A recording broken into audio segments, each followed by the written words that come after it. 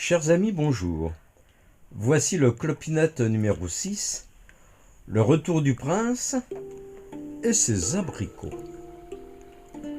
Clopinette, clopin, se réjouissait car son prince, après l'avoir durement éjecté de sa vie, en lui disant « C'est fini, désolé !»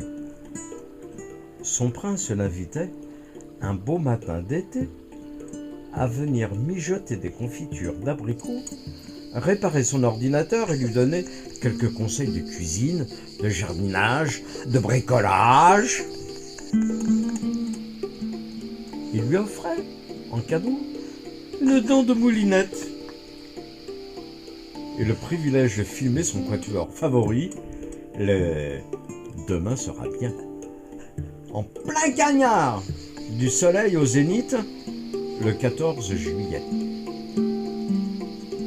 Elle était gâtée, la petite fée. Elle allait se farcir, l'étrin bondé, museau masqué, caniculé, quitter la fraîcheur de ses forêts pour rejoindre le prince bien-aimé qui, lui, ne voulait plus l'aimer. Mais bon, vous savez, elle était un peu foldingue.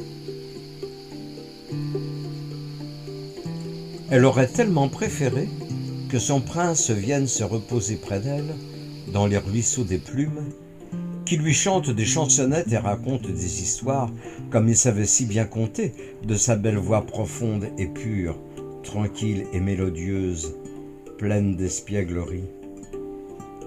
Mais il habitait l'autre monde, celui de l'Occident, là où compte l'argent, où l'on travaille dur pour enrichir les banquiers, les profiteurs et insatiables dominateurs.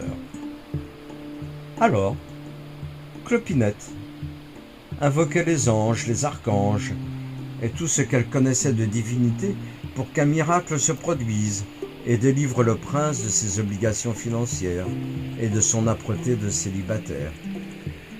Car son petit cœur, obstiné, clignotait de 1000 étoiles à chaque fois qu'elle pensait à lui.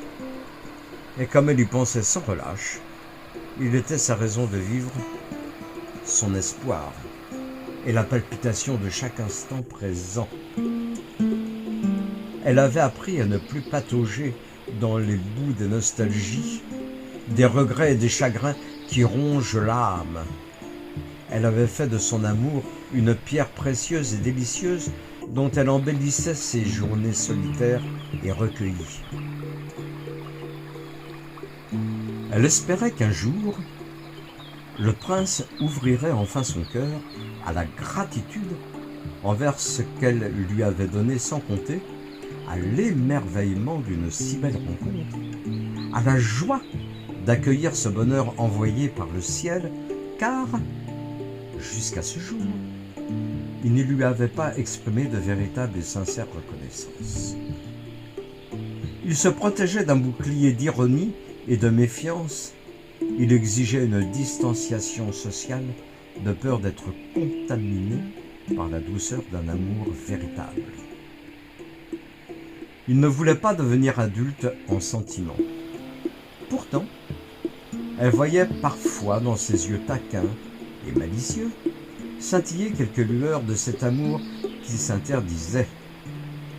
Et il avait le culot de se rebeller contre les interdits. Gaga! Finalement, à la place des confitures, elle lui ferait une tarte aux abricots. Et vous aurez la suite bientôt.